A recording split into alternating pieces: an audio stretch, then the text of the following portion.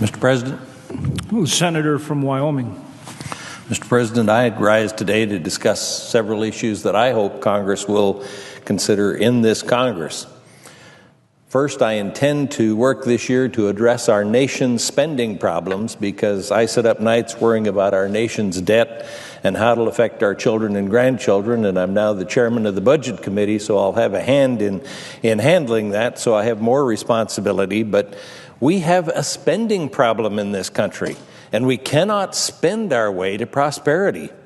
Rather, we have to stop spending more than we take in and find a way to start paying down $18 trillion. The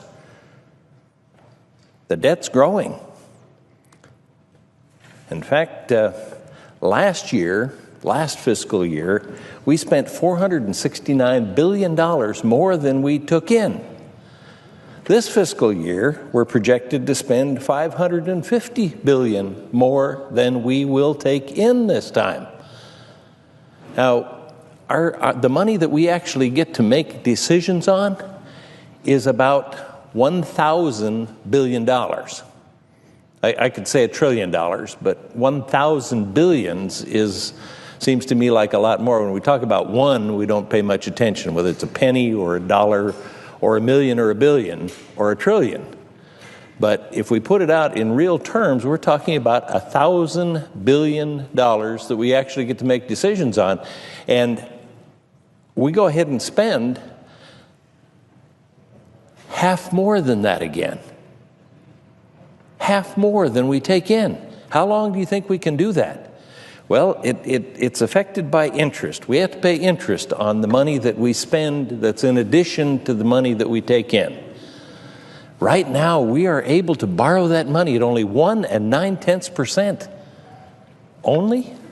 That amounts to $251 billion that we're paying in interest. Doesn't do a single program, just pays interest. And how many people think that the interest rate's going to stay at 1 9/10%? Well, nobody does. In fact, the projections for this year for that interest rate, as we sell our bonds, is for 2 1/10%, and going up. The average would be 5%. See, $250 billion. If that doubled, that'd be $500 billion. That could happen in 1 year.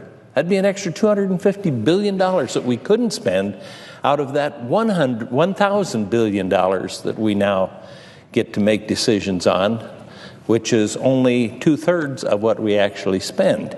We have a spending problem, and it's catastrophic in the long run. Now, people would like us to balance the budget, and I've noticed that 24 states have already passed a Constitutional Convention balanced budget amendment. There is a provision, Article 5 of the Constitution says you can have a Constitutional Convention. And there are ways of having it happen, and that's by 2/3 of the states saying that they want to have one. And the way that all those are being phrased is as though it would be limited to a constitutional convention on the balanced budget amendment only. But there's no provision to keep it at that. The only real provision in Article 5 is one that says that no matter what you do in a constitutional convention, the thing that cannot be violated is that all states have equal representation in the United States Senate. And since we're the least populated state, that's one of my favorite parts of that article, and that's my favorite article. But everything else could be tapped. There are 10 more states that are considering that resolution. If all 34 of them pass it, we'll have a constitutional convention. Now, if we had to balance that budget in 1 year, that means that we have to cut $550 billion out of $1,000 billion. In other words, we'd have to make a 50% cut to balance the budget. Now, the real tragedy of this, I'm not even talking about paying down the national debt. I'm just talking about what we would be able to spend after we pay interest because we overspend. So we're trying to get it on a track where we can at least see the end of the tunnel and hope that's not the light of a train coming our way. So far it is. So that's one of the things that keeps me up. Several members of the Senate have ideas on how we could do that. And I intend to work with them on an effort to find some real solutions, eliminating some of the budget gimmicks that we've had in the past. And I have some ideas that I hope my colleagues will consider. One of them is my penny plan. That cuts the overall spending by 1% for 3 years to balance the budget. Little pain for virtually everybody. Everybody gives up 1 penny out of every dollar that they get from the federal government. The plan doesn't mandate any specific cuts. Congress would have the authority to make targeted cuts and focus on the worst first. And that's what we ought to do, is focus on the worst first. And there's plenty of worst first out there. Now, if we focus on identifying and eliminating all of the wasteful spending that occurs in Washington, we might not have to cut important programs and services. Let's not make the cuts hurt. Let's be smart about the spending cuts and prioritize how we spend taxpayers' money. My biennial appropriations bill would allow for each of the appropriations bills to be taken up for a 2-year period. That means that agencies would know what they were doing for 2 years. What happens right now is we don't meet the spending deadline, which is October 1st, until sometime into the next year. So they not only don't know what they're going to do for 2 years, they don't even know what they're going to do for the year that they're in. We need to solve that problem. And my biennial budgeting bill actually breaks the spending up into 2 pieces. We do 12 of the bills, so we do 6, the 6 tough ones right after an election. And then we do the 6 easy ones before an election, which would make that a little easier to get done. But each of them would allow the agencies to know what they were going to do for a 2-year period. And it would allow the appropriators to scrutinize the details of those budgets. When you're looking at $1,000 billion, how much detail do you think you can look at when you have to do that each and every year? So I'm suggesting we only have to do it once every 2 years for half of the budgets. And I think that would get us into a position where we would be cutting that worst first. Of course, the defense appropriations bill would be taken up each year, just like we take up the authorization bill.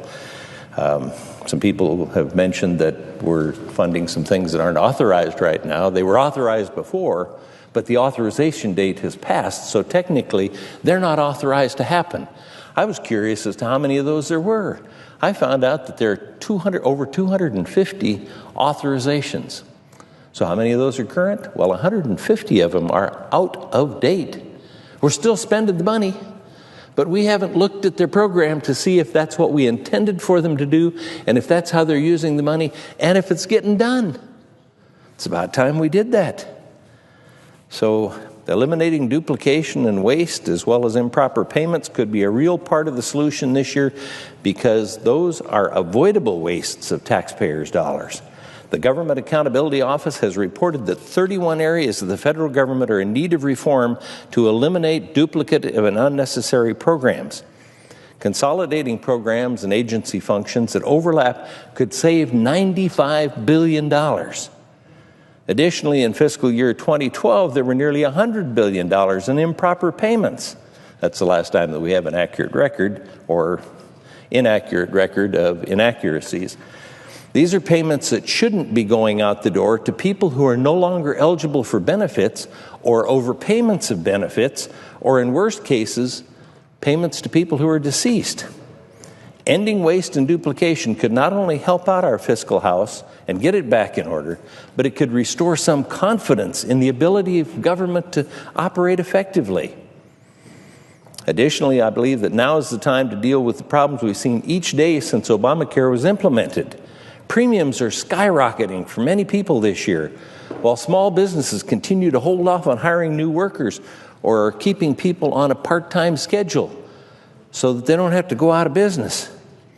We should repeal this law because it's bad for consumers and bad for businesses. We need real health care reform that gets health care costs under control and ensures that the rural health care providers can afford to continue to provide vital services. We can redo that so that we provide what the president promised but hasn't provided. I'm also hopeful this Congress can take up tax reform legislation. This will be a challenge since the president said he wants $1 trillion more in revenue from the tax code. I disagree with that premise because I don't think Washington needs to spend more. Tax reform shouldn't raise any more money for the federal government than the current system does, but if done correctly, tax reform may generate additional revenue through economic growth. That revenue can be used to reduce the deficits and pay down the debt. I hope we can work on a bipartisan basis to take our tax code off of autopilot and make it more simple and more fair for everyone, families, small businesses, corporations, particularly individuals. As the only accountant on the Finance Committee, I'm ready to roll up my sleeves and get to work on tax reform. I also hope that Congress will work to improve our economy and make energy more affordable by approving the Keystone pipeline that we're debating now, and fighting against the president's war on coal, the only stockpilable energy source that we have. The Keystone pipeline application has been pending for more than 5 years, and the State Department had 5 reviews of the project and want more. Every one of those reviews have determined the pipeline would cause no significant environmental impacts, and the pipeline would create thousands of jobs. Let's get it built. Similarly, we need to encourage coal production and prevent the administration from restricting this low-cost, reliable, stockpilable energy source. The coal industry provided directly and indirectly over 700,000 good-paying jobs in 2010. But since being sworn into office, President Obama's rulemaking machine has released rule after rule designed to make it difficult and more expensive to use coal. Instead of running from coal, America should run on coal. And I hope this Congress will embrace its abundance and its power and its potential and the ingenuity of the American people. There isn't any problem that I haven't seen that the Americans couldn't solve.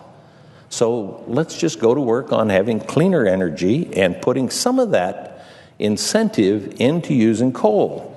Now, we need to challenge the president's other regulatory overreach as well. President Obama has issued more executive orders, more regulations, and other executive actions than either President Bush, Clinton, or Reagan. In fact, last month, USA Today reported that this president is on track to take more high-level executive actions than any president since Truman.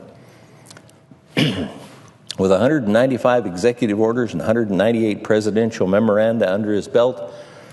Now, this year, we need to fight the abuse of executive power, whether it's used to grant illegal executive amnesty to illegal immigrants, or to regulate all bodies of water on public and private land, or to make unconstitutional political appointments.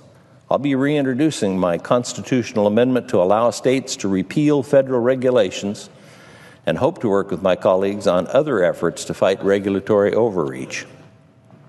I'm confident that we can make real progress for America this year on these and other issues because I believe the Republican leader is establishing regular order, has established regular order. I expect that we'll use the committee process so that senators can offer constructive amendments and debates on bills in that forum where they're intensely interested in that particular interest. I'm hopeful they will also have an amendment process on the Senate floor so that all 100 members of the Senate have an opportunity to improve the bills we consider. Each of us has a different background, and each of us looks at every proposal from a different point of view. Working together, we can make things better for the American people. And I hope that we'll do it this year. I yield the floor.